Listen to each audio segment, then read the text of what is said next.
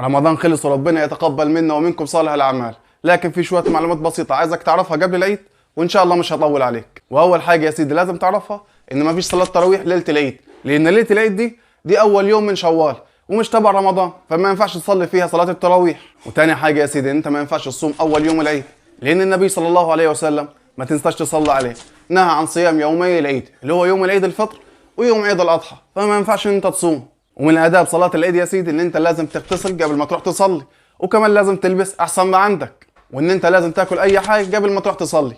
النبي صلى الله عليه وسلم كان بياكل تمرات قبل ما يروح المسجد، فانت لو عندك تمر ماشي، ولو ما عندكش يبقى كل اي حاجة. وده على عكس ما بيحصل في العيد الكبير، ان انت في العيد الكبير تاكل بعد الصلاة، اما في العيد الفطر لازم تاكل قبل الصلاة. وده بيأكد او دليل على حرمة الصيام اول يوم العيد. ويستحب يا سيدي لما تروح المسجد ان انت تروح من طريق وترجع من طريق تاني. طب يا سيدي ايه حكم صلاة العيد اللي احنا عمالين نتكلم عليها؟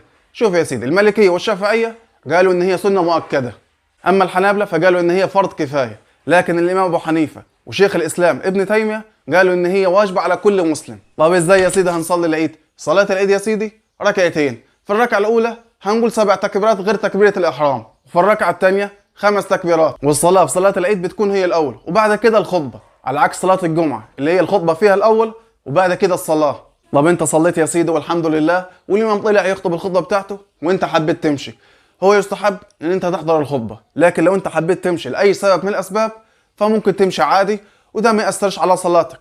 طيب صلينا يا سيدي والحمد لله وحضرنا الخطبة او ما حضرناهاش لاي سبب من الاسباب، يبقى باقي التهانئة بالعيد. الصحابة رضوان الله عليهم كان كل واحد لما يقابل التاني لازم يعيد عليه او يهنئ بالعيد ويقول له تقبل الله منا ومنكم.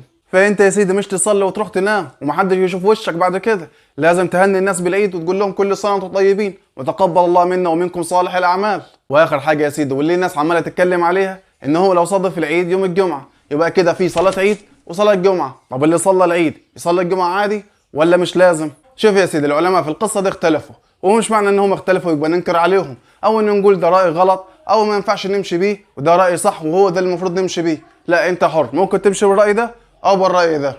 المهم يا سيدي الامام مالك والامام ابو حنيفه قال لك لا تسقط صلاه العيد صلاه الجمعه، يعني اللي صلى العيد لازم يصلي الجمعه. والامام الشافعي برضه كلامه قريب من الراي ده، ان انت صلاه العيد لا تسقط صلاه الجمعه الا في حاله واحده، ان انت تكون من اهل القرى.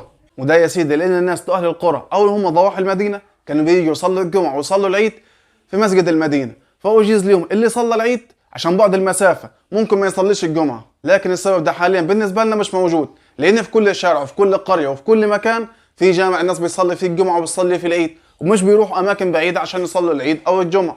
اما الحنابلة يا سيدي هم اللي قالوا برخصه اللي صلى العيد ممكن ما يصليش الجمعه، يعني انت خلاص صليت العيد ممكن ما تصليش الجمعه عادي. فانت حر، ممكن تاخد بالراي ده او بالراي ده، لكن لو انت اخترت ان انت تاخد براي الحنابلة اللي هم رخصوا وقالوا ان اللي صلى العيد ممكن ما يصليش الجمعه، مش معنى ذلك ان انت ما تصليش الظهر، لان اليوم يا سيدي فيه 5 فروض وانت لازم تروح تصليهم. وكمان بالنسبه للشخص اللي راحت عليه ان هو ما صلاش العيد، ده خلاص كده ما عندوش اختيارات، لازم يروح يصلي الجمعه.